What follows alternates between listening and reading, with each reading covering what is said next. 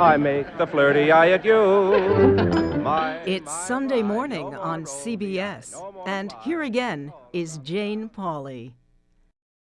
For all appearances, Rock Hudson seemed to be central casting for the Hollywood heartthrob. But as we now know, there was so much more to his story.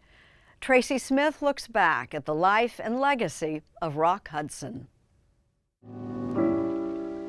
You are my inspiration, Marie. A Hollywood producer once called him Prince Charming. Can't you see it's impossible? No. This is the only thing that matters. Fitting nickname for a man whose life seemed, for most of it, like a storybook. Well, hello. I'm an inspector. What would you like to inspect? You. Rock Hudson started steaming up the screen in the 1950s and continued for nearly 4 decades in more than 60 films. I'd like to kiss you. That's even easier than dancing. But today, he's perhaps overlooked, says documentary director Stephen Kijak.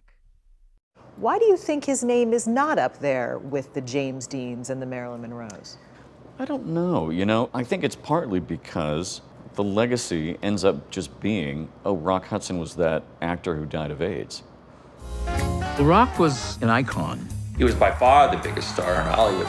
Not only did women say, that's the man I want to marry, many men said, that's the man I'd like to be. But now, in his new HBO documentary, All That Heaven Allowed, Kijak explores Rock Hudson's whole life as a global star and closeted gay man, talking to friends like Ken Jilson. Our social life with him was very private. I mean, we didn't go out to restaurants. We would go to Rock's house. It was called the Castle.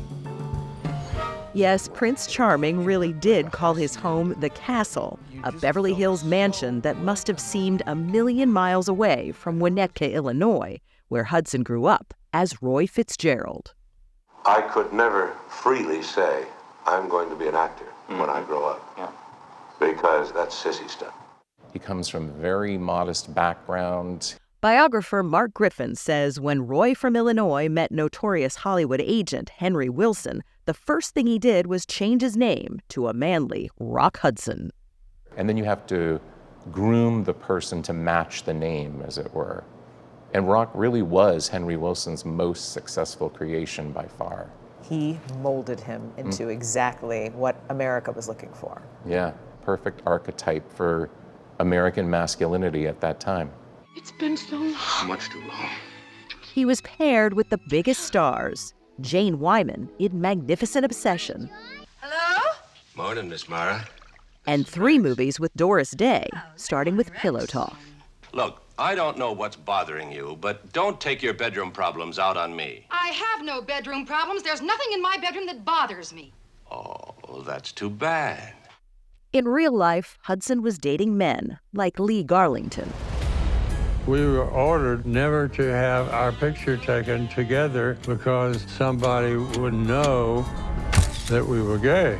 Hudson even married his agent's secretary, Phyllis Gates. It lasted just 3 years, but Hudson's commitment to playing straight never faltered. And friends like Doris Day kept his secret. Many people would ask me, is Rock Hudson really gay? And I said, it's something that I will not discuss. I mean, first of all, I know nothing about his private life. Hudson's career evolved. Allow me to finish my champagne. From movies to TV, including the hit 70s series Macmillan and Wife. But in the 80s, his life collided with the emerging AIDS epidemic.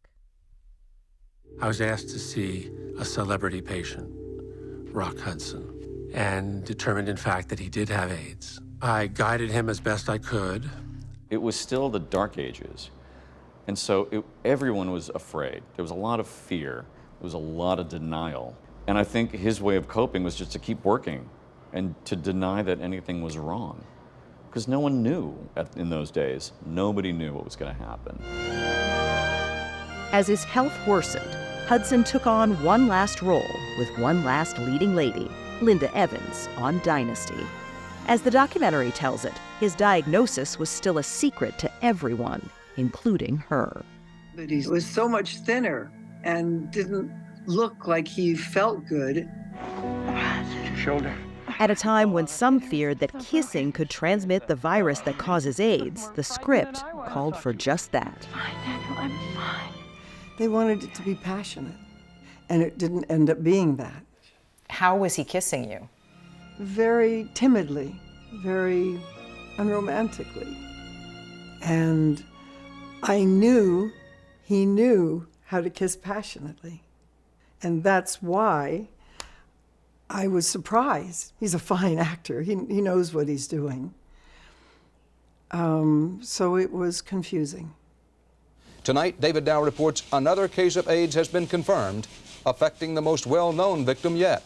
But on July 25, 1985, it became clear, with a publicist's announcement from Paris, where Hudson had gone for treatment. Mr. Rock Hudson has acquired immune deficiency syndrome, which was diagnosed over a year ago in the United States. How famous was he? One press conference announcing that Rock Hudson has AIDS, and in about 5 minutes, it's a worldwide news story. It's on every newspaper, every news program. It's the lead. I was just devastated for him. And then in thinking back, I felt very strongly that he kissed me like that to protect me. Nobody knew, but they said kissing could be one of the ways that you could catch it, possibly. And the thing that was so hard was the press was so brutal with him after that. And they didn't realize what he was going through. Returning from Paris was its own ordeal. He's actually forced, if you can believe it, to charter at the expense of $250,000, a chartered 747, which would fly him back to America, essentially home to die, as it were, because no commercial flights at that time would willingly accept even an A-list celebrity who was dying of AIDS. Back in the castle, on his deathbed, he was comforted by his dear friend Elizabeth Taylor. And everyone was maintaining a very polite distance, and Taylor, quite admirably, said, well, this is ridiculous. And she crawled into bed with him and cuddled with him and hugged him as though kind of a little bit of a maternal gesture.